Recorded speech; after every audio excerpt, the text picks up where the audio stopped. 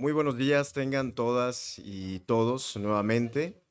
Sean bienvenidas, bienvenidos a este tercer y último día de nuestro Congreso Internacional, el cual ha sido bastante benéfico por estos temas tan selectos y tan excelentes que se han venido tocando a lo largo de estos 3 días, lo cual nos da un enfoque internacional acerca de temas pues muy relevantes en el ámbito de las familias. Vamos a comenzar presentando el eje temático titulado La violencia en las familias. Vamos a presentar a los ponentes que van a integrar esta mesa y vamos a decir una pequeña semblanza. Tenemos al doctor Francisco Javier García Jiménez, que ya viene en camino. Él es egresado de la Universidad Nacional Autónoma de México, donde estudió la licenciatura, especialidad, maestría y doctorado en Derecho. Ha ocupado puestos en la Administración Pública Federal y local, así como en la iniciativa privada. Es autor de diversos artículos en revistas y libros especializados en el área jurídica. Ha sido académico en licenciatura y posgrado en diversas instituciones públicas y privadas, tanto nacionales como internacionales. También tenemos al doctor Cipriano Sotelo Salgado, de México. Es licenciado y maestro en Derecho por la Facultad de Derecho de la UAM, así como doctor en Ciencias Políticas y egresado del Centro de Investigación y Docencia en Humanidades del Estado de Morelos. Abogado postulante desde hace más de 3 décadas, principalmente en el área del derecho penal. Además es autor de 14 obras literarias publicadas. Cuenta con más de 10 certificaciones internacionales en temas como justicia oral, técnicas de litigación, interrogatorio avanzado y exclusión de la prueba.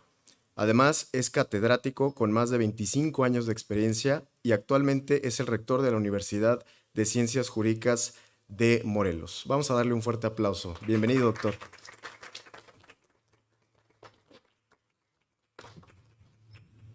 Además, tenemos al doctor Jorge Ricardo García Villalobos Haddad.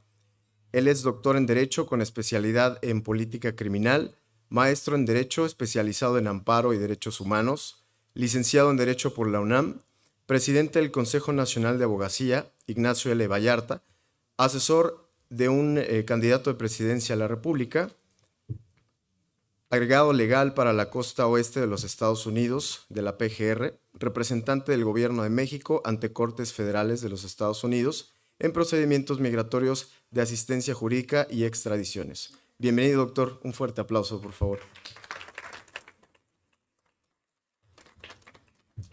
Bien, a continuación vamos a escuchar, todavía no ha llegado el doctor Francisco Javier, vamos a comenzar con el doctor Cipriano Sotelo Salgado. Él nos va a presentar el tema titulado Violencia familiar y protección en el ámbito penal. Un fuerte aplauso. Adelante, doctor. Muchas gracias. Buenos días a todos. Me da mucho gusto estar con ustedes esta ocasión. Me hubiera gustado que estuviera lleno el auditorio. Pero bueno, nos tocó temprano y hay que asumir las consecuencias. Después venimos muy tarde y tampoco ya no hay nadie porque ya se fueron, ya cansados. Yo creo que el mejor horario es el intermedio, ¿no? Pero siempre es muy grato poder charlar un poquito de los temas que nos atañen. Estoy muy agradecido con los organizadores, querido doctor Oliva, Sami. Muchas gracias por la invitación, por el apoyo. La rectoría de esta gran institución, estamos colaborando porque son temas que a todos nos atañen. Creo que hemos dejado un poquito de considerar realmente la gran importancia que tiene el núcleo familiar. Las políticas públicas de los partidos que van dirigiendo los destinos de la nación y de los estados a veces tienen otro interés. Pero nosotros como parte de la sociedad, como parte integrante del gremio jurídico, tenemos que velar siempre por la estructura principal que es la familia para lograr el fin último del derecho, que es la paz social. Y hay temas que nos preocupan. Aquí nos dieron la oportunidad para que pudiéramos nosotros elegir algunos temas con los que coincidimos, con los que podemos también compartir un poquito del conocimiento. Y yo elegí Me gustó mucho el de violencia familiar porque en nuestra vida cotidiana, sobre todo como abogado postulante, que ya son algunos ayeres, hemos encontrado vacíos jurídicos y te pones a cuestionarte. ¿Por qué no los congresos de los estados de la República buscan unificar las figuras jurídicas y tratar de evitar que en algunos lugares un hecho delictivo sea considerado como tal y en otros no?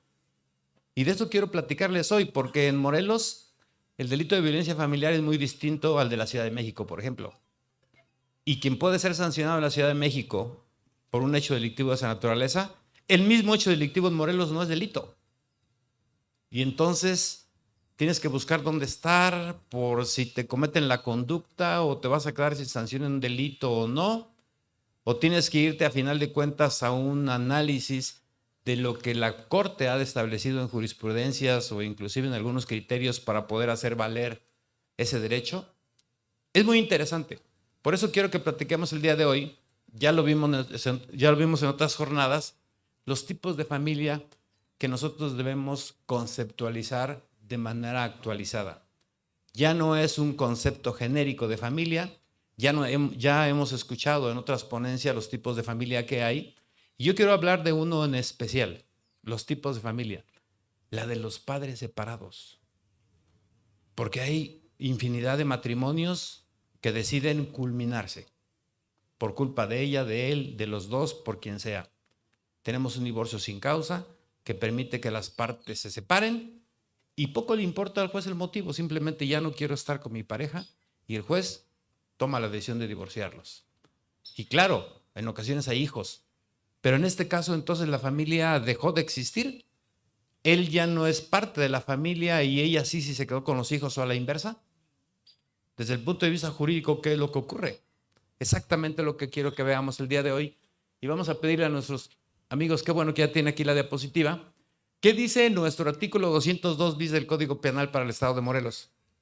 Dice de manera textual, y tengo fallos, compañeros, fallos ya emitidos por autoridades judiciales del Estado de Morelos, donde consideran que cuando hay un divorcio, quien no tiene la patria potestad de los hijos ya no es miembro de la familia.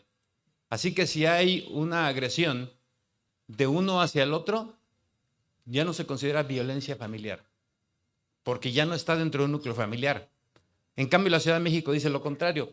Pero si analizamos el artículo 202 del Código Penal para el Estado de Morelos, dice de manera textual lo que están viendo ustedes al frente.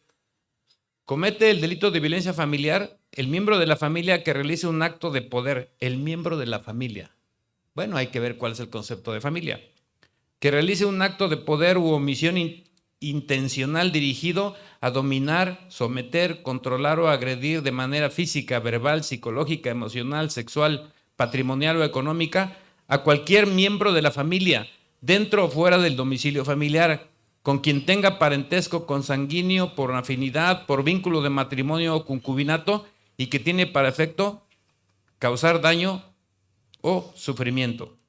Destaco, con quien tenga parentesco consanguíneo por afinidad, por vínculo de matrimonio o concubinato. Ese vínculo terminó en el momento de que ya un juez disolvió el matrimonio.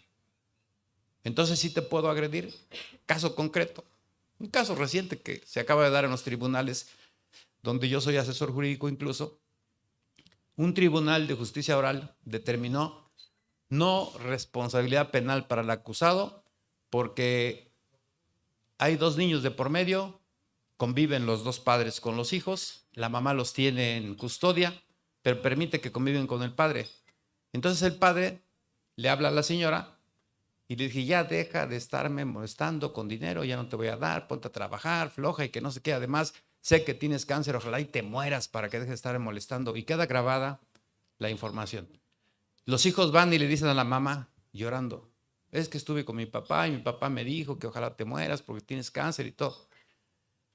Me ve la señora, le digo, considero que aquí puede haber no solamente violencia emocional, también hay violencia económica. Si no le da la pensión y hay un fallo judicial, acudimos a la fiscalía, se presenta la denuncia correspondiente, se llevan todos los trámites y el Tribunal de Justicia Oral dice, en términos de 202 bis del Código Penal para Morelos, no hay violencia familiar porque él no es miembro de la familia ya.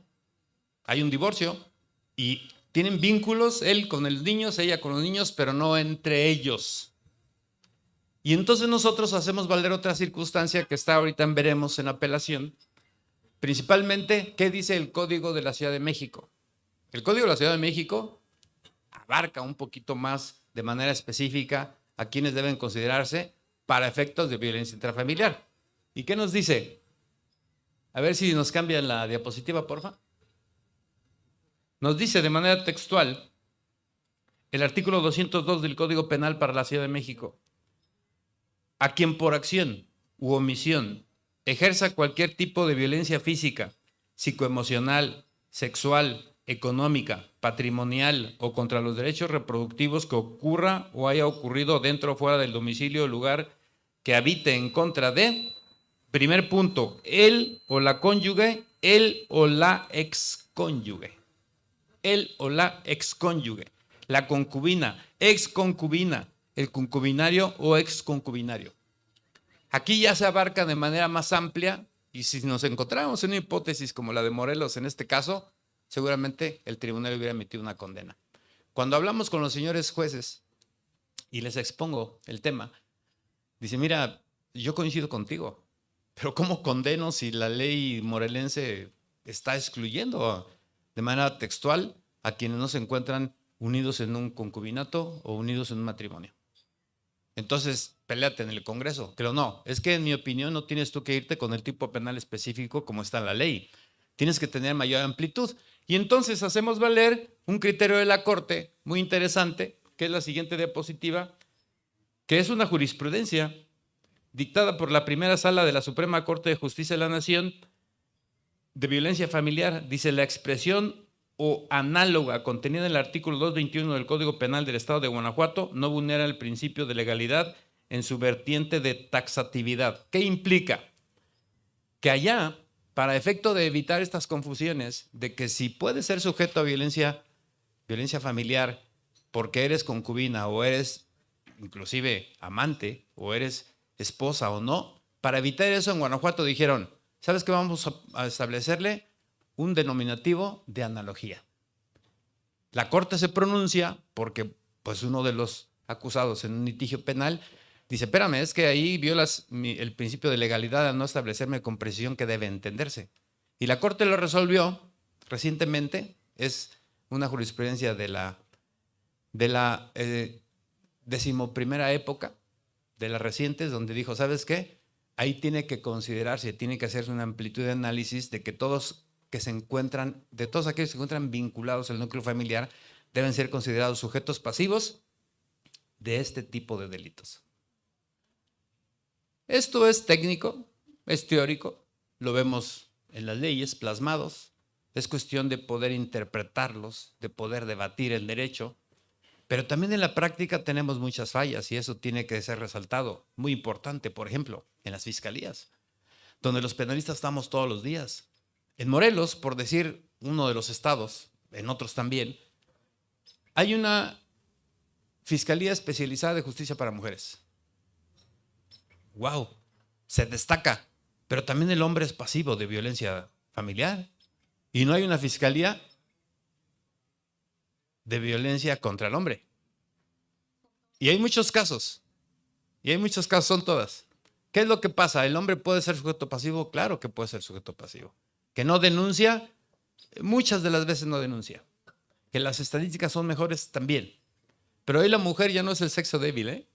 No, al contrario, hoy la mujer es el sexo fuerte. La mujer hace cosas y de mejor calidad que el hombre. Tenemos que aceptarlo. Hoy la mujer creo que tiene una fortaleza muy importante, inclusive en los ámbitos de poder, y que sí lo ha hecho muy bien en la mayoría de las ocasiones, pero creo que debemos ser un poquito más congruentes en las políticas públicas para hacerle entender al hombre y a la mujer por igual que tenemos los mismos derechos y oportunidades. No somos enemigos, al contrario. Mi esposa no es mi enemigo.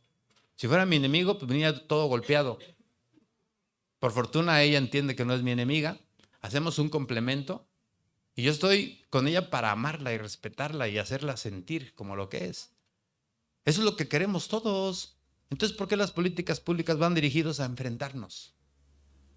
Se crea un delito de feminicidio que no debió existir, porque lo digo perdónenme la expresión, pero creo yo que es una toma de pelo por parte de los gobiernos para dejar tranquila a la mujer, creando un feminicidio, cuando lo que se pierde es una vida, y la vida del hombre y la mujer, en mi óptica, vale exactamente lo mismo. Entonces no tenemos por qué crear un homicidio y un feminicidio y un parricidio y un infanticidio. Es la pérdida de una vida. Y todos somos iguales y debemos amarnos y respetarnos, y las políticas públicas tienen que ir dirigidas a eso, a que nos apoyemos mutuamente y que hagamos un solo equipo en familia y que saquemos adelante todos los proyectos. Los colectivos de mujeres, a mí me da mucho gusto ver a las mujeres marchando, exigiendo sus derechos para que sean escuchadas y se les respete. Pero ¿por qué esperar a que ellas se pronuncien así? ¿Por qué el gobierno no crea políticas públicas y darle el lugar que les corresponde? Habría de verdad menos lesiones contra las mujeres y contra los hombres y muchos menos feminicidios. Porque ya en lo oscurito, al hombre que lo están atacando con creación de leyes, como por ejemplo la violencia vicaria. La violencia vicaria que existe en el hecho, tanto para la mujer como el hombre, como sujeto pasivo, pero que solamente lo crean para las mujeres y que el hombre en lo oscurito se siente agredido y dice, oye, pues es que a mí el Estado me reprime y siempre me dice que no violenta a la mujer. En lo oscurito, cuando nadie se dé cuenta, la voy a agredir. Y hay antecedentes y estadísticas muy importantes que deberían preocuparnos. Volviendo al tema de la fiscalía. Tenemos una fiscalía para las mujeres. Qué bueno. Pero también es una fiscalía que solamente recibe denuncias de violencia contra mujeres, física o emocional. Cuando tú le planteas violencia económica, te dicen, no, tiene que ser otra fiscalía de la Fiscalía General de Justicia, no especializada. Oye, espérame. Pues la violencia contra las mujeres es múltiple. Es económica, es psicológica, es patrimonial, es verbal. ¿Cómo es posible que tengas dividida entonces la justicia? Si es emocional o es física, una fiscalía especializada para las mujeres. Pero si es económica, tienes que irte a otra fiscalía totalmente distinta con la generalidad. Entonces las políticas públicas como que no coinciden realmente con lo que queremos para lograr estabilidad emocional, que como familia nos vayamos integrando y obviamente lograr los objetivos que se buscan. Hay medidas de protección establecidas en el Código Nacional de Procedimientos Penales. Ahí están plasmadas en el artículo 137 del Código Nacional, para que nosotros vayamos a denunciar cuando somos víctimas de una violencia familiar y exijamos que se nos otorguen. Y son medidas interesantes, pero estimo yo que inclusive algunas inconstitucionales. Y es cuestión de debatir. ¿Qué es lo que ocurre entonces? ¿Por qué existen este tipo de leyes que no siempre coinciden con la práctica, con lo que vivimos como seres humanos todos los días, al seno familiar o inclusive en la sociedad? Porque hemos acostumbrado a los políticos a que nos den a tole con el dedo, a que escuchen las peticiones que se hace la gente, pero sin fundamento y sin razón. No podemos pedirle a un político que haga algo que a nosotros se nos antoje o que consideremos que es lo correcto si no hay un estudio previo y una solidez de que va a traer un beneficio y no un perjuicio, porque desafortunadamente así es. Hay medidas muy interesantes. A ver si me ayudan, porfa. Nos vamos a las fichas siguientes, donde está el artículo 137 del Código Nacional de Procedimientos Penales, donde hay medidas súper interesantes. Y también más adelante les quiero hablar de la responsabilidad del Estado cuando por su culpa acontecen hechos que pudo haber prevenido. El 137 del Código Nacional de Procedimientos Penales, que tenemos ahí en la diapositiva, dice que son medidas de protección. Primero, la prohibición de acercarse o comunicarse con la víctima u ofendido. Ok. Voy como Ministerio Público y le ordeno a la policía que vaya y te notifique que tienes tú la prohibición de acercarse o comunicarse con la víctima u ofendido. Ok. El hecho ya ocurrió. Lo que se pretende es evitar que vuelva a ocurrir. Y hay una prohibición. Un agresor, ¿una prohibición será suficiente como para que no lo vuelva a hacer? Es decirle, te invito a que consideres. Ministerio Público, un ente de investigador del delito. 2, limitación para asistir o acercarse al domicilio de la víctima ofendido o en lugar donde se encuentre. Otra vez, te invito para que no te acerques al domicilio. No te acerques a la víctima en el domicilio. 3, separación inmediata del domicilio. Eso es lo que yo decía. Ok, estamos nosotros investigando un hecho delictivo, porque fuimos y le dijimos al Ministerio Público hechos ciertos o falsos. No sabemos. La investigación va a determinar si son ciertos o falsos. Porque llegó el señor golpeado y dijo, es que mi esposa me dio con un molcajete y mira cómo me dejó. Probablemente se lastimó él solo, pero ya lo sacaron del domicilio, ya le dijeron, no te acerques a la señora a la otra parte o a la inversa, y ya el Ministerio Público probablemente estaría prejuzgando. Por eso yo les digo, ¿quién puede sacarte de un domicilio? Si para sacarte una autoridad judicial tiene que cumplir un sinfín de requisitos. ¿El Ministerio Público puede expulsarte del domicilio según el Código Nacional? Sí, en casos de violencia familiar. 4, la entrega inmediata de objetos de uso personal y documentos de identidad de la víctima que tuviera en su posesión el probable responsable. Pasaporte, documentos que pudiera tener ahí. Vigilancia en el domicilio, la policía que vaya y esté ahí pendiente. Protección policial de la víctima ofendido, que es la común, la policía que esté ahí dando los rondines para evitar que puedan lastimar a la víctima. Auxilio inmediato por integrante de instituciones policiales al domicilio en donde se localice o se encuentre la víctima u ofendido en el momento de solicitarla. Eso se me hace más congruente que esté acompañada de policías todo el tiempo, pues para evitar una agresión y no todas las demás. ¿Para qué le prohíbo que se le acerque? Ni caso me va a hacer. Mejor efectivamente le pongo un cuerpo de policía que esté con ella 24 horas si efectivamente es el caso, o hay indicios que así lo determinen para evitar una agresión nuevamente.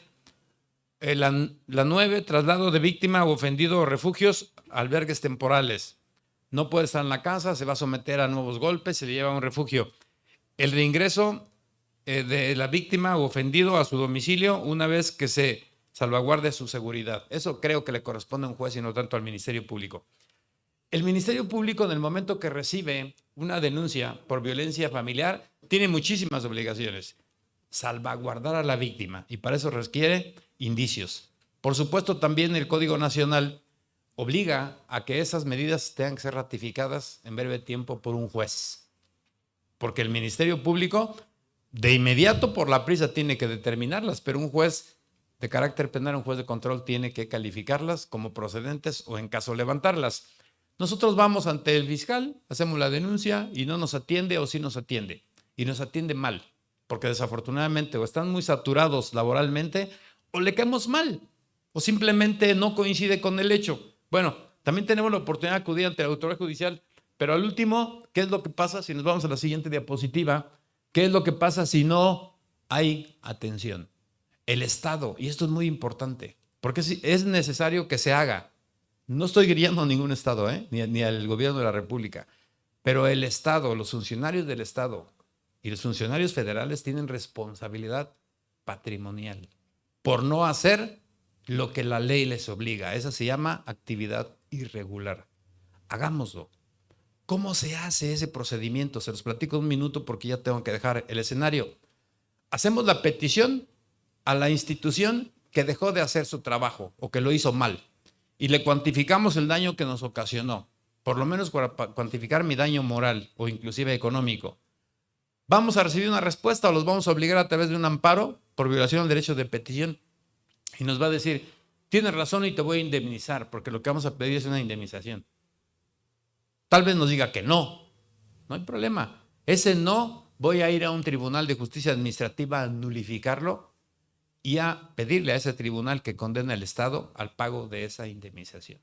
Yo tengo muchas demandas de esa naturaleza porque necesitamos hacerle entender al servidor público que él tiene una función, que es atender las peticiones de la sociedad cuando tenemos la desfortuna de vernos agredidos en nuestros derechos. Gracias por su atención. 20 minutos se van volando, ¿verdad? Pero muy contento de estar con todos ustedes. Muchísimas gracias. Y bueno, vamos a continuar ahora con el doctor Francisco Javier García Jiménez, a quien ya presentamos hace un momento. Él nos va a hablar del tema la violencia Fenómeno social que atenta contra las familias. Adelante, doctor, lo escuchamos. Tiene 20 minutos. Gracias, muy buenos días. Pues fíjense que el tema que toco el día de hoy creo que es un fenómeno de carácter global, en el siguiente sentido. Desde el inicio, el doctor Oliva habló muy bonito en el sentido diciendo que hay que construir familias, ¿sí? Y todo el Congreso ha sido construir familias. Lamentablemente también que tenemos que tocar qué es lo que destruye las familias. ¿Por qué? Porque estamos en un proceso a nivel global también que se están destruyendo las familias desde todos los ámbitos sociales, políticos y económicos. ¿Y esto en qué deriva y por qué sucede? El fenómeno es muy interesante. El primer contexto, y he dividido mi trabajo en 4 grandes puntos para tocarlos en ese siguiente sentido. Si fueras tan amable, pasar la siguiente, gracias. Primero, decirnos qué es violencia. ¿Por qué? Porque tenemos que tratar que aparte la legislación, lamentablemente, toca distintos puntos diciendo qué es y qué debemos de considerar violencia. ¿Pero dónde? Dentro del seno de las familias. ¿Por qué? Porque podemos hablar de violencia fuera de las familias. No, violencia dentro de las familias. ¿Y cuál es el punto importante? Lo tocaba ahorita el doctor Cipriano. Tenemos que tocar los elementos fundamentales de lo que es la construcción del seno familiar. ¿En qué parte de la familia? El doctor Oliva también mencionaba, existen un sinnúmero de características de las familias. Ahora, cada una sí va a sufrir violencia. Tenemos que detectar qué tipo de violencias son y cómo se está manejando. Segundo, pasaré a tocar las causas que la originan, la legislación aplicable y la prevención. ¿Por qué? Porque también tenemos que decir el remedio y el trapito. ¿En qué sentido? Es el fenómeno social que es la destrucción de la familia, pero también cómo lo vamos a ir tocando. Pasemos a analizar el siguiente punto. Violencia. La violencia tenemos que tomarla en el siguiente sentido y en el siguiente contexto. Todas las personas tenemos un bien jurídico tutelado en el ámbito general. Hablemos derechos humanos. En ese sentido, las personas como derechos humanos no se nos debe trastocar los derechos que como personas tenemos. ¿En dónde? Existen todas las legislaciones. En todas las legislaciones del mundo existen hablar de derechos humanos. Y ustedes pensarían, oye, si estás hablando de derechos humanos, ¿qué pasa con las familias en Medio Oriente? Las personas, las mujeres de Medio Oriente, ¿también tienes derechos humanos? Quiero decirles que sí los tienen. No igual que nosotros, pero sí lo tienen. Tan es así que he dirigido alguna tesis en una persona que trabajaba en una embajada de Medio Oriente sobre derechos humanos de las mujeres. Cuando oí el título dije, a ver, ¿de qué estás hablando? Creo que esto suena medio disparado para mí. Cuando analicé el contexto dije, sí tienen derechos humanos diversos a los nuestros. Sí, en el entendimiento que nosotros tenemos, sí, pero también tienen derechos humanos las mujeres en ese sector. ¿Y cuál es la circunstancia?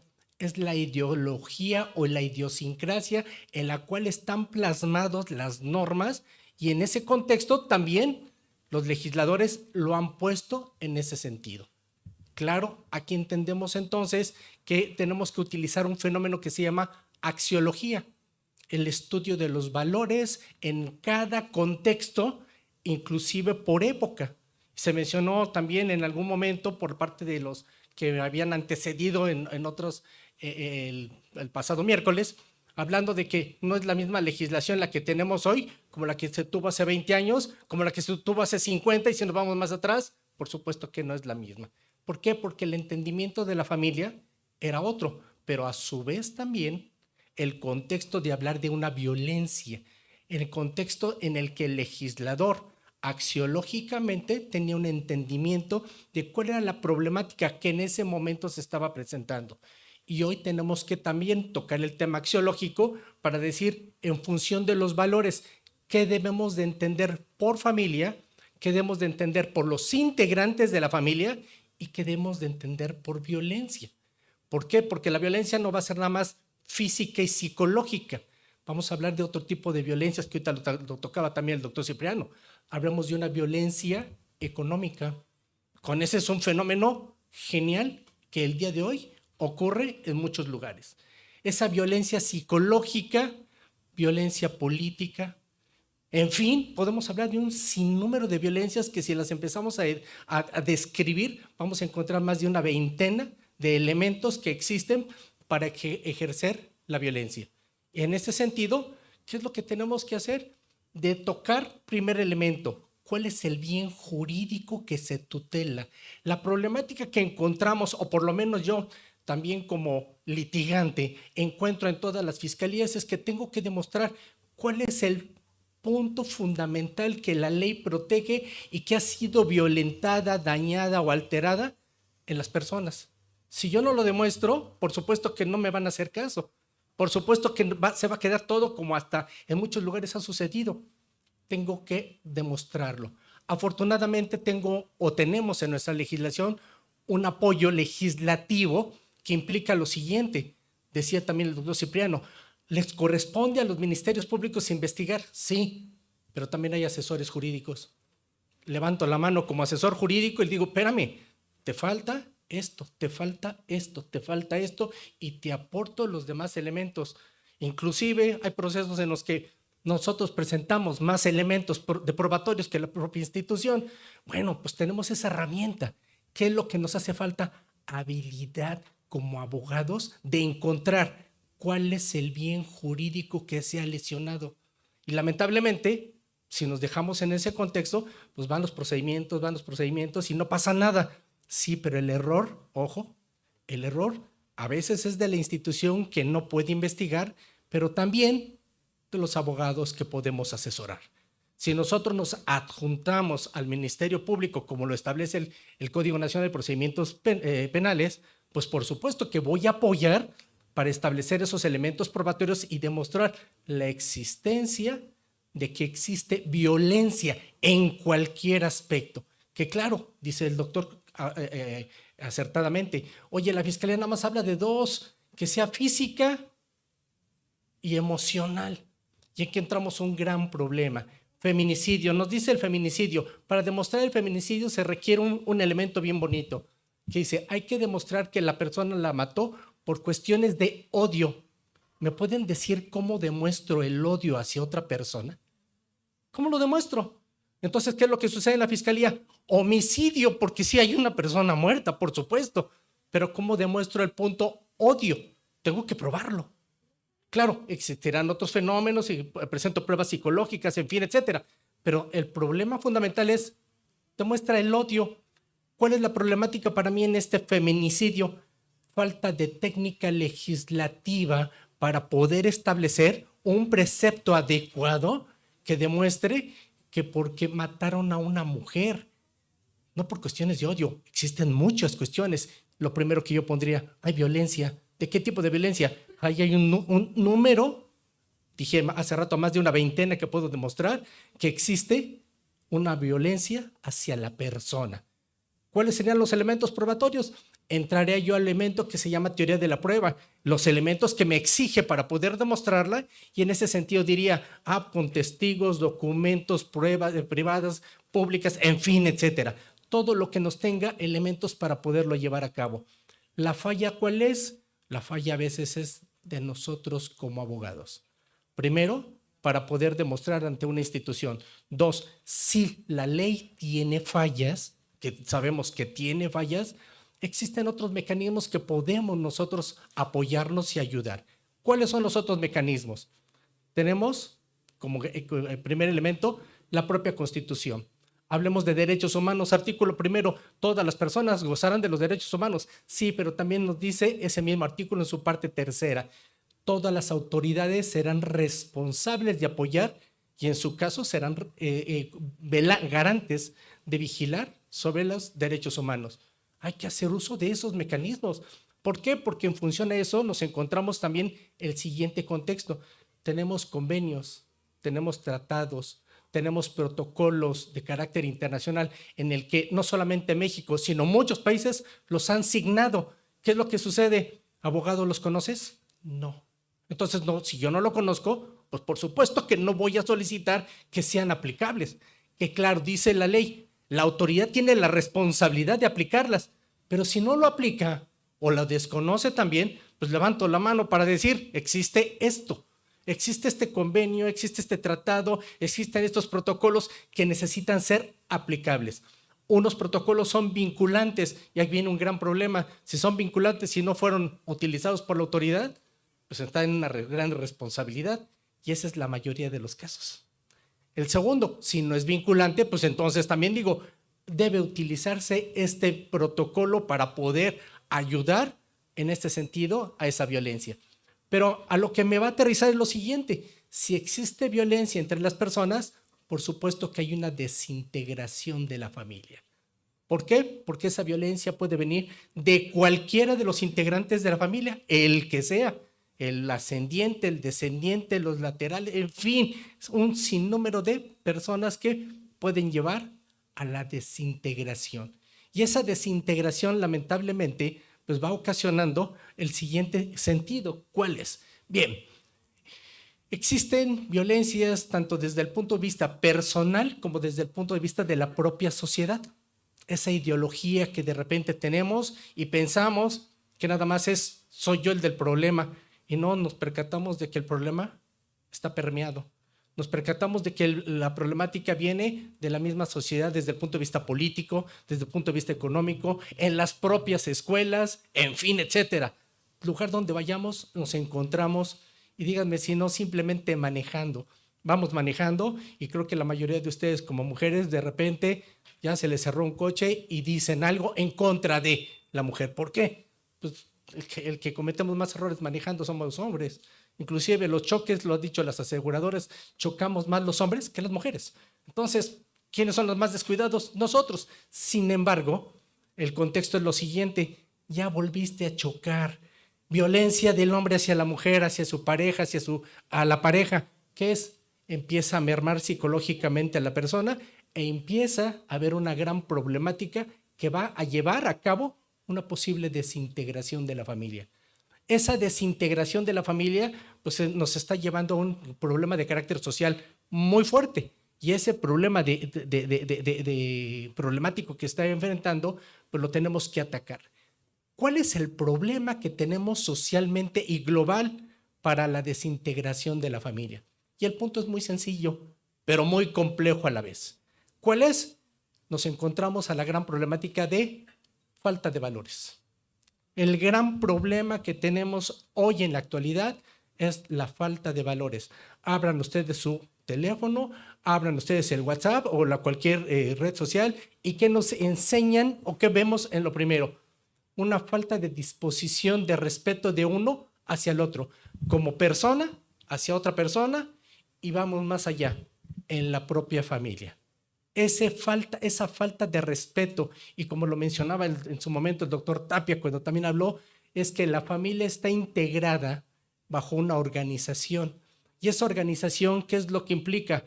Alguien que dirige, alguien que va a obedecer, y no porque tenga que obedecer como tal, sino porque es un componente social en el que debe de haber un orden.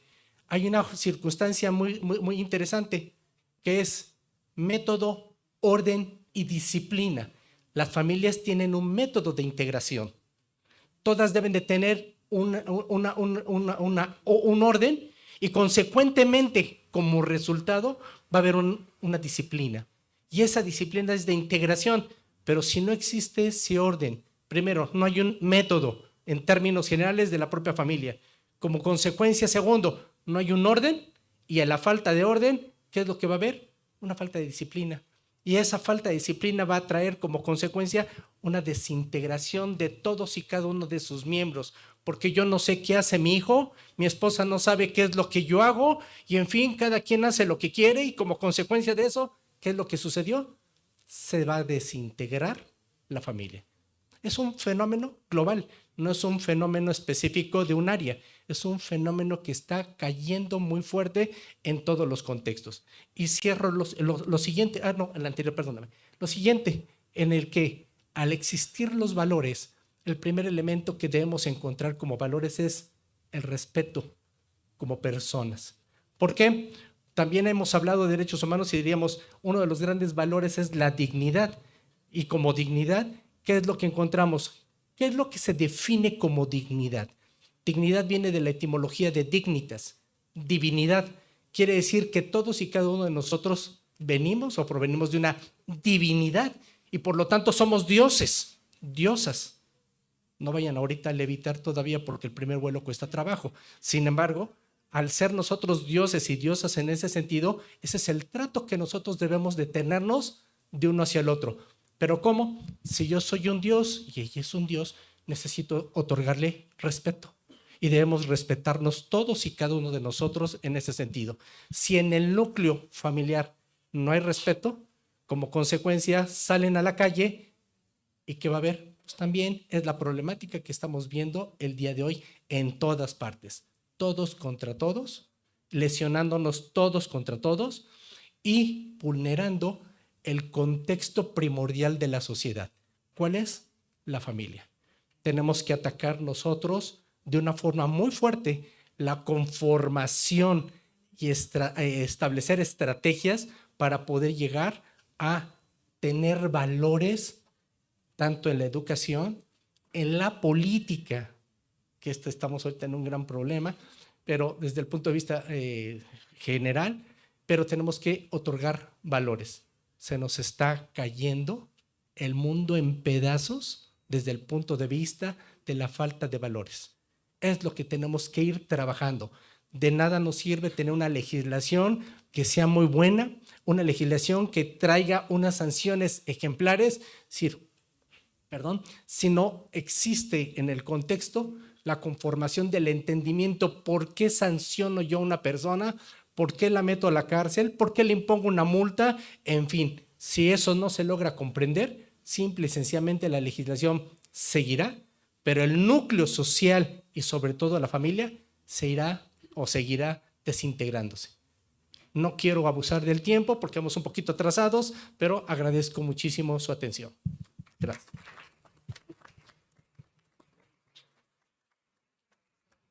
Muchísimas gracias, doctor. Y ahora continuamos con el doctor Jorge Ricardo García Villalobos Haddad. Doctor, es un honor tenerlo por aquí. Muchas gracias. Muchas gracias, muy buenos días a todos ustedes. Muchas gracias por esta invitación. Pues mi intervención va a ser corta porque ya dijeron todos mis antecesores en el uso de la palabra, pero me parece que este tema es de vital importancia. Sé que tenemos aquí asistencia de otros países, de otras jurisdicciones, y es muy importante tomar en consideración la parte del derecho familiar. Yo me acuerdo que cuando era yo estudiante, lo que más me decían era, no, hay que dedicarse al derecho familiar porque es la parte más fácil del derecho. Y el derecho familiar es la parte más difícil del derecho, porque se analizan y se disputan distintos intereses, entre ellos el interés psicológico y bienestar de la familia. Yo soy de la vieja guardia que todavía piensa que la base de una sociedad, el tejido social, es la familia justamente. Y lo que pasa en la familia es lo que pasa en la escuela, es lo que pasa en el trabajo y es lo que pasa en la calle. Y si tenemos familias en donde, y a lo mejor aquí me van a criticar mucho, pero lo digo con todo respeto, en donde un perro, en donde un animal tiene más respeto que un hijo, que una esposa, que un esposo, pues entonces estamos empezando mal en esta parte. El derecho familiar, a los que nos dedicamos a la práctica privada, al litigio, cada vez se ha vuelto más agresivo. Un divorcio cada vez con mayor ganas e interés de perjudicar al otro. ¿Y qué es lo que tenemos? Tenemos unas reformas que se dan para proteger a la mujer. Y ayer justamente me preguntaban, ¿por qué feminicidio? Bueno, pues porque hay homicidio. Y seguro algunos legisladores pensaron que el homicidio era nada más para el hombre. Entonces decidieron poner feminicidio para la mujer. Igual que pusieron infanticidio para el niño o parricidio para los padres. Pero independientemente, como aquí se dijo, pues se trata de la pérdida de una vida humana. ¿Y qué tenemos cuando tenemos una familia que de repente entra en un conflicto? Pues que tenemos un botín. Y entonces el padre o la madre, cualquiera de los dos, le dice al otro, te voy a dar en donde más te duele. ¿Y qué es lo que más duele? Los hijos. Sin importar la edad. ¿Y qué le dicen? No los vas a volver a ver. ¿Y qué dicen? Y aparte de que no los vas a volver a ver, me vas a mantener. Y es cuando viene esta forma que tipifica el Código Penal de violencia familiar y que recientemente en el año 2024 se introduce la violencia vicaria. Una violencia en donde se utiliza a los hijos para controlar y someter a la madre, porque generalmente la violencia vicaria afecta a la madre, a la mujer, afecta a los niños y a los adolescentes. En este tenor, nuestro país tiene poco registro de este tipo de violencia vicaria. Pero no me van a dejar mentir que alrededor del mundo esta violencia se ha ido incrementando, hay muchos casos y cada vez se afecta más el entorno familiar.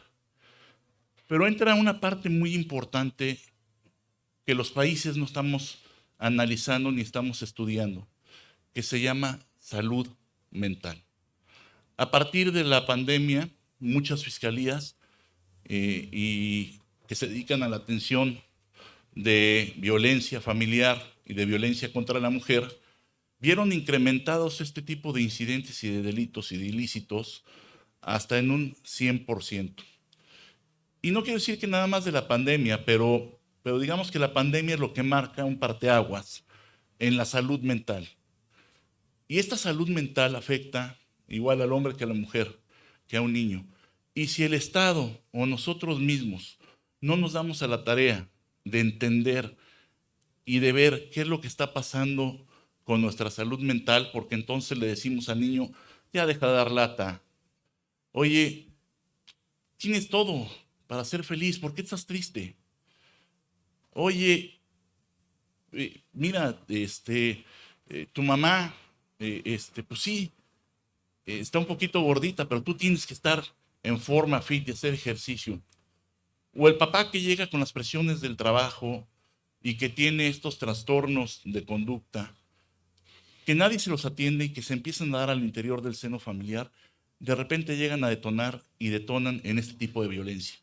La violencia vicaria, la violencia psicoemocional, la violencia física, la violencia económica y la violencia patrimonial.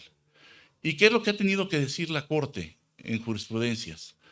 Bueno, porque decíamos que en las fiscalías y en los juzgados, a veces para lograr que se judicialice un caso o que se logre una vinculación a proceso. Y fíjese qué importante, porque estamos hablando de la familia, estamos hablando de un tema de materia civil. Hemos tenido que llegar a la parte penal en la disputa familiar. Cuando el matrimonio pues es un contrato, como todos saben, al menos aquí en México, y es un acuerdo de voluntades. El divorcio a lo mejor a veces no es un acuerdo de voluntades, pero debería de mantenerse en el ámbito familiar, en el ámbito civil. Pero hemos tenido que pasar al ámbito penal, porque la agresividad en los divorcios últimamente nos ha llevado a este campo. Entonces, ¿qué es lo que ha tenido que hacer el legislador hoy en día? Bueno, la Corte ha interpretado que el delito de violencia familiar es un delito de realización oculta. Es decir, así como que tienes que tener un testigo para acreditar este tipo de violencia y el daño, pues no, porque pasa al interior del seno familiar.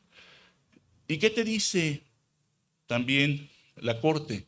La Corte dice, oye, pues fíjate que tu prueba, o dato de prueba, como se le dice hoy, sólida para lograr al menos una imputación, una vinculación a proceso, es la prueba pericial en psicología. Y esta prueba pericial en psicología es lo único que tienes que acreditar para acreditar ese daño al bien jurídico tutelado, ¿no? Pero esto va todavía más allá, porque la convencionalidad que establece el artículo 1 de la Constitución, que nos refiere a tratados internacionales, nos habla de la perspectiva de género y cómo tenemos que tomar estos casos y cómo debemos de cuidar estos casos. Y nos lleva todavía más allá sobre toda la protección que se le tiene que dar al niño, a la niña, al adolescente y a la mujer. Y bien decían, en el caso de los hombres, ¿qué pasa? Pues yo la verdad es que le tengo mucho miedo a mi mujer y yo no la denunciaría porque me iría mal, ¿no? Pero la vergüenza pública es cómo el hombre va a decir que fue abusado por la mujer. Ese estereotipo no se permite y no se da en el país. Y entonces empezamos a generar leyes de protección, sí está bien, a los niños, a los menores, a los adolescentes, a las mujeres, a las niñas, y empezamos a crear leyes como la Ley General de Protección a la Mujer para que viva en una vida libre de violencia. Y entonces muchas veces dicen, oye, el adulterio en el Código Penal ya no es delito. Efectivamente, el adulterio ya no es delito, al menos en la Ciudad de México. Pero en esta ley especial se amplía el catálogo de conductas a través de las cuales se puede ofender a una mujer y se aplica. Y luego tenemos una Ley General de Protección a Víctimas, que todavía amplía las garantías constitucionales de protección a las víctimas y a la mujer. Pero yo no he visto en ningún caso, como les decía yo, que se hable de atender la causa de esta violencia extrema que se está dando al interior de la familia, que es la salud mental. Y me parece que es muy importante que desde estos foros empecemos nosotros a impulsar una política pública integral para ver por qué el tejido social se está relajando tanto. Y esto que vemos de violencia en la familia, vamos a llevarlo a la violencia en las calles. Un padre, un hijo que no respeta a sus padres y que no respeta a la autoridad, no respeta a nadie. No estoy diciendo que el que no respete a la madre o al padre es una gente que puede ser un delincuente en potencia. Porque aún los delincuentes, muchos de ellos, la mayoría de ellos, no me van a dejar mentir, lo más sagrado que tienen es la madre. Entonces, me parece que es muy importante que este tejido social del que tanto se habla, que tanto repercute en la criminalidad de nuestras colonias, de nuestros municipios, de nuestro estado, tiene que atender la consecuencia de esta violencia en la familia.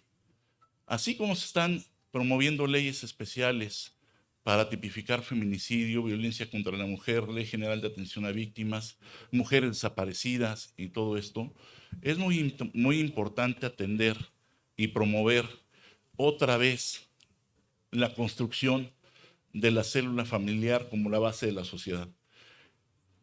Y es importante que la familia sea el pilar que mantiene y que sostiene a toda una población, a toda una nación, para el bienestar de todos nosotros.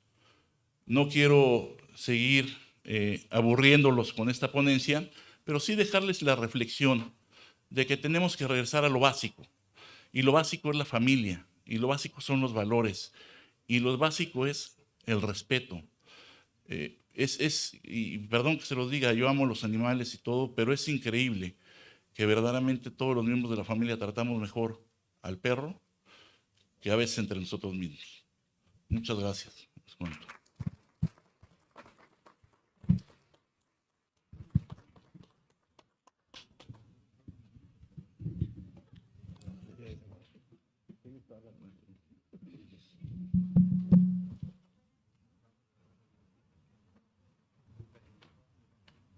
Muchísimas gracias, doctor Jorge Ricardo. Vamos a abrir un pequeño espacio para dos preguntas. ¿Tendrán el micrófono, por favor? Vamos a tratar de ser lo más concisos. La primera, doctora Pacín. ¿Se escucha ahí? Sí. Sí, se escucha. ¿Qué tal? Buen día. Quiero hacer varias aclaratorias. Primero, espero no ser la única que esté pensando que la perspectiva de género es necesaria y que el feminicidio es necesario. Espero no ser la única que lo esté pensando. Gracias. Porque la realidad escucho, y es una problemática la violencia intrafamiliar. De hecho, la trabajo hace 20 años en Argentina. Me parece interesante que haya un panel. Me hubiese gustado que haya mujeres en el panel también hablando de perspectiva de género, porque sería interesante escuchar la opinión de las que sí somos violentadas constantemente. Y lo digo porque hay muchas mujeres acá y porque quisiera saber si ustedes, los tres, creen en la necesidad de la perspectiva de género, ya que trabajan específicamente violencia intrafamiliar o doméstica o como la quieran mencionar. Pero la verdad que estaba escuchando y casi que me sentí ofendida con las ponencias. Perdonen que se los diga de esta manera, pero casi que me sentí ofendida porque la existencia del femicidio tiene una razón y son estadísticas. Obviamente que matan hombres, pero las estadísticas no mienten. Las mujeres morimos, desaparecemos, nos descuartizan, nos queman en función de la violencia machista que existe. Entonces, independientemente de que hay que volver a los valores, y comparto que hay que construir nuevos valores porque la verdad es que se pueden estar perdiendo, pero este congreso se llama Diversidades Familiares, digamos, el pilar de las familias son las diversidades familiares.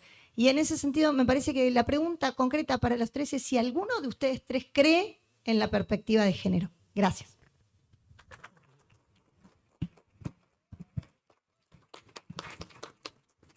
Doctora, muy buenos días. Y en relación a su pregunta, quiero decirle, en mi parte sí la creo. Tan es así que tengo algunas obras escritas en ese contexto. ¿Cuál es la gran problemática a lo que yo me refería? La problemática general en lo que yo veo a nivel mundial es la falta de técnica legislativa para poder establecer correctamente lo que se debe entender como feminicidio. Esa es la gran problemática, por lo menos en México. ¿En qué sentido? Estoy de acuerdo, se están matando a las mujeres de diversas formas. La gran problemática es cuál es la falta de técnica legislativa para poder llevar a cabo un proceso adecuado y poder sancionar a las personas que lo están llevando en ese sentido. La circunstancia es la siguiente: las fiscalías llega el documento, pero se basan a lo que está escrito teóricamente o técnicamente preceptuado en el tipo penal. Si el tipo penal adolece de elementos para realmente sancionar a la persona que cometió ese feminicidio, socialmente, entonces la problemática no es social. Bueno, sí hay una problemática social, por supuesto, pero jurídicamente no se puede sancionar a la persona como debería de ser y como tiene que ser por esa falta de técnica legislativa. A lo que yo voy, ¿cuál sería la gran solución, voy a llamar en ese sentido, a esa circunstancia? Personas que estén capacitadas desde la Cámara de Diputados a llevar a cabo una buena técnica de descripción de lo que es el tipo penal o las diversas sanciones que pueda haber para los que cometen ese tipo de acciones. Mientras esto no se dé, seguiremos con esta gran problemática y seguiremos creciendo. Le comento algo ahorita algo irrisorio, por llamarlo, que lo voy oyendo en las noticias. La fiscal de Baja California encontraron a una persona, mujer, sexo femenino, amarrada, embolsada, encobijada. ¿Y sabe qué dijo la señora? Murió de una sobredosis. Eso fue lo que acaba de decir, lo veía oyendo en las noticias. Decimos, es una circunstancia que, entonces la problemática, ¿dónde está? En los funcionarios, en las personas que están encargadas de llevar a cabo la investigación.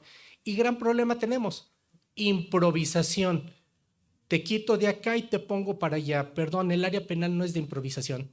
Bueno, el área del derecho no es improvisar, es simple y sencillamente personas que conozcan la ley, que conozcan las consecuencias y no mañana estás en este puesto, pasado mañana estás en otro y te cambio como si fuera un partido de fútbol, por llamarlo, porque eso no tiene problemas. No, estamos hablando de la problemática social y consecuentemente, mientras eso no lo tengamos y no exista una preparación adecuada en los funcionarios o encargados de llevar a cabo pues la aplicación del derecho, seguiremos teniendo una gran problemática. Y lo pongo en el siguiente sentido, maestra, usted que es experta también en este sentido. Hay personas que son expertas en el área teórica, pero en el área práctica. No, pero me refiero en términos generales. Si estas personas que están en las universidades de repente hablan de cuestiones procesales cuando son teóricos, ¿qué les están enseñando? Nada.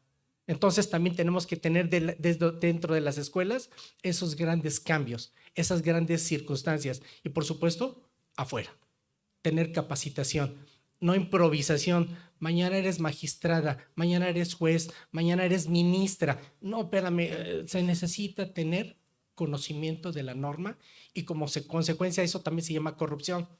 Falta de responsabilidad en el conocimiento y por eso estamos con esa gran problemática. Por eso tenemos tantos feminicidios que no son sancionados.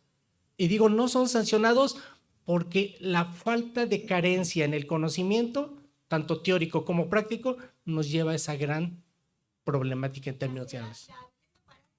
Prevenir, sancionar y erradicar.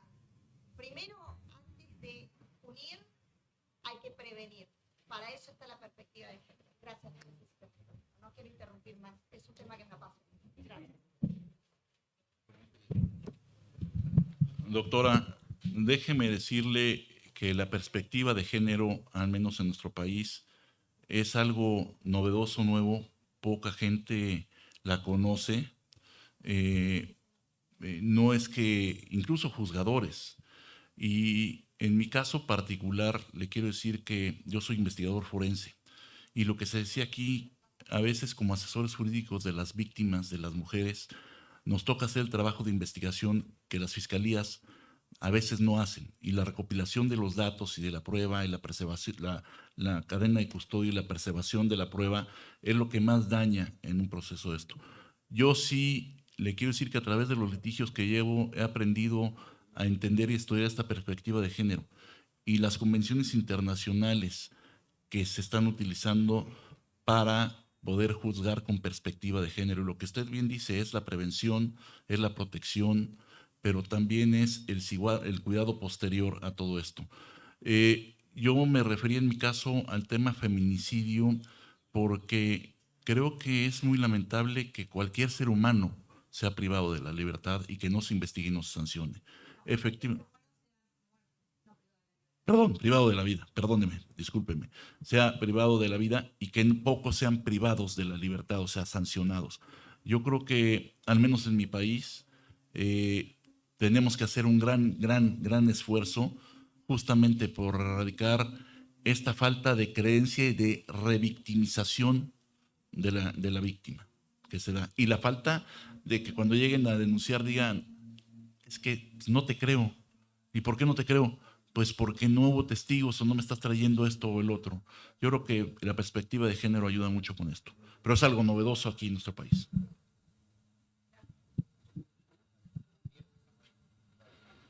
Siguiente pregunta. ¿Quién? ¿Me pueden apoyar con el micrófono, por favor?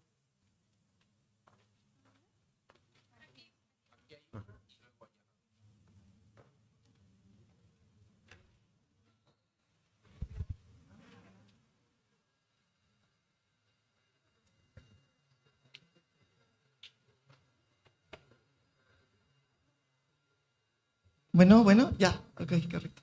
Gracias, antes que nada, por la exposición que fue muy pragmática por parte de los tres. Soy mexicana y mi nombre es Lidia López y quiero hacer una pregunta particularmente al doctor Francisco. Usted habló en especial que de las familias debe existir un método, una orden y disciplina. Y es algo que realmente no vemos en la actualidad, muy cierto, específicamente tanto en nuestro país como en Europa. Tuve oportunidad de estar en Europa, específicamente en Francia, y la mujer está muy empoderada, de tal manera que no es básicamente, es un cuestionamiento que le quiero hacer a usted particularmente. No existe un método para poder entenderse ellos, no existe un orden, no existe una disciplina. Lo que existe con ellos específicamente para poderse entender en sociedad es el respeto. Y el respeto es básico en toda parte del mundo. Y por consecuencia, yo agregaría, salvo su mejor opinión, que nos falta comunicación. La oportunidad que tuve de tener esta experiencia es que existía muchísima comunicación. No es tan necesario tanto de disciplina porque tienen otro tipo de educación como tipo Montessori en relación a la educación abierta. No hay que presionar a la familia para que tenga un entendimiento, sino que lo que tendríamos que agregar en especial es la comunicación, salvo su mejor opinión. ¿Qué opina usted? Gracias, doctora. Mire, va en el siguiente sentido. Es orden, método y disciplina.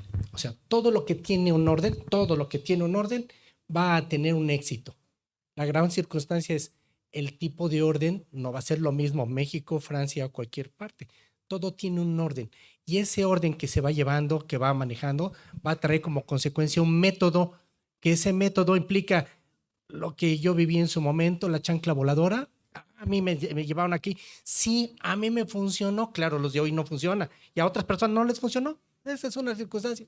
Pero eso me dio como consecuencia, por lo menos a mí, una disciplina desde el contexto de la conformación de la familia a la que yo tengo. Ahora, todos tenemos y vamos evolucionando en el contexto, en ese orden educativo, ese orden cultural, ese orden social. O sea, no todo tiene que ser por grados académicos. No. El orden social en el que nos vamos entendiendo, nos vamos comunicando y como consecuencia y derivado de lo mismo va a decantar como valores. Va a haber un respeto entre las personas. Va a haber una circunstancia en las cuales todas se van a ir entendiendo. Y va en el siguiente orden. Si hay un orden, se va a llevar un método. Si hay ese método va a traer como consecuencia una disciplina, que la disciplina no tiene que ser castrense, no, es una disciplina de entendimiento y lo pongo desde el punto de vista del pueblo japonés. ¿Qué es lo que hacen los pueblos japoneses? No hay sanción, simple y sencillamente todos se respetan unos a los otros de tal manera de que si hay un papel, no es mío, lo levanto, es sociedad, es entendimiento colaborativo y no individual. En nosotros, en términos generales en Latinoamérica, tenemos un problema de competencia individual. En muchos pueblos hay un proceso de entendimiento y de disciplina colectivo. Se entienden entre todos porque es progreso y es una superación entre todos. Bajo ese contexto, por eso yo hablaba en ese orden, un orden, método y disciplina para poder progresar dentro del seno de las familias. Tenemos una tercera más intervención. Gracias. Adelante. Muy buenos días a todos. Mi nombre es Claudia Rodríguez, soy guatemalteca. Los felicito a los ponentes por cada una de sus conferencias, fueron muy interesantes. Mi pregunta está más dirigida al tema de valores que ustedes hablaban y saber desde su punto de vista qué herramientas pueden utilizar las familias para mantener esos valores, para mantener esa disciplina, pensando en que tanto el hombre como la mujer que integra esos núcleos familiares debe salir del hogar a buscar fuentes de trabajo, a buscar fuentes de ingreso y que entonces esos hijos que forman ese núcleo familiar en muchas ocasiones se quedan desatendidos. Pero indudablemente una familia no puede sobrevivir sin tener un ingreso económico. Hablamos también del tema de la salud mental, cómo una familia puede abarcar todos esos aspectos dadas las necesidades propias que tiene cada uno de atenderse tanto padre y madre como atender a sus hijos. Lo dejo a criterio de los últimos dos conferencistas que creo que se refirieron más a esos puntos, cómo poder resolver ese tema. Muchas gracias, maestra. Como yo fui el que tocó el tema de los valores, me toco lo siguiente. Dentro del seno familiar existen dos elementos que tenemos que trabajar o se tienen que trabajar. El primero de ellos, las personas dentro de las familias hay que trabajar con elementos pedagógicos. ¿Y cuál viene esta herramienta? Bien, dice los libros y la literatura que la pedagogía es cuando se enseña directamente a los menores, pero la pedagogía nace en el seno de las familias. Bajo ese contexto, los maestros o las instituciones educativas utilizan los diversos elementos didácticos. La didáctica es lo que va a llevar a cabo. El gran problema que hemos tenido hoy en la sociedad actual es que creemos que las escuelas son las que van a establecer elementos pedagógicos y didácticos, es decir, ahí te dejo a mi hijo para que tú lo eduques, ahí te dejo a mi hijo para que tú le lleves todo y tenga ese contexto de carga hacia los profesores. ¿Cuál es la gran problemática? Y usted toca ese gran punto. Las familias tienen que salir a trabajar y se descuida a los menores. Bueno, pero cuando están en ese gran elemento en el que están juntos, se llama vivir en calidad. Hay que tener elementos de calidad entre los integrantes de esa familia para poder integrar valores. 5 minutos, 5 minutos. ¿Qué es lo que sucede hoy en día en las familias? Nos reunimos a comer y estamos comiendo todos así. O sea, nadie platica con nadie. Todos viendo el celular, viendo lo que les interesa. Hasta ahí. ¿Qué elementos les voy a aportar yo de educación o de valores a mis hijos? Ninguno. Y cada quien está en su rollo. Y de repente, pues cada quien se va a su cuarto, prende su televisión y ¿qué es lo que va? Pues lo que le interesa. Lamentablemente, esto trae una carga de desvalores generalizado hacia la sociedad. Y si no cuido lo que mi hijo ve, no lo instruyo, está viendo cosas que no son propias de su edad. Y no porque vea cualquier cosa, sino que necesita instrucción, necesita orientación, necesita alguien que le diga, esto es bueno, esto es malo, para que tú tengas elementos de discernir en el contexto de lo que estás viendo, estás oyendo, estás escuchando. Pero si no, pues yo puedo proferir palabras soeces y los youtubers lo dicen y les aplauden. Perdóname, tienes que hacer una distinción entre lo que ves y entre lo que hay. A mi modo de ver sería, desde el punto de vista de las familias, elementos de cuando están juntos de calidad. Calidad, 5 minutos, pues son calidad de 5 minutos, que si es más tiempo, mucho mejor. Pero esa es una forma de poder introyectar valores dentro del seno de los integrantes de una familia. Si no, va a pasar lo siguiente, se va a desintegrar esa familia. Se van a ir cayendo. No hay valores, ya no respeto al papá, no respeto a la mamá, no respeto a ningún miembro de la familia y como consecuencia, si no respeto ese seno familiar, no voy a respetar a una sociedad. Gracias, maestro. Muchísimas gracias. Vamos a continuar. Perdón. En cuanto al tema de salud mental, tiene toda la razón usted cuando habla de que a lo mejor nos dedicamos más como padres a satisfacer las necesidades materiales de los hijos, o de la esposa o del esposo, como sea. Y en esta búsqueda de tener ese éxito económico, pues con que a los niños les demos la parte material, el dinero, y con eso los tengamos contentos, muchas veces perdemos el entender ese sentimiento o esa frustración que a lo mejor tienen en un momento dado. Y efectivamente, y por eso decía yo que el tema de salud mental hoy en día tiene que haber una política pública que atienda a estas personas. Es muy lamentable que en México no tengamos clínicas del sector salud dedicadas al tema de salud mental, porque entonces te dicen, pues es que estás loco, vete a psiquiatría, pero no te acepto en psiquiatría, o no, ¿para qué vas al psicólogo? Es de loqueros. Pero no, la realidad es que el tema de salud mental es tan fuerte y tan importante como un tema de salud de cualquier órgano del cuerpo. Entonces me parece que es esta parte de atención a las emociones, ¿no? Y un poquito con lo que se hablaba, porque si tú no platicas, no convives, no entiendes, pues entonces no sabes lo que está pasando en la familia.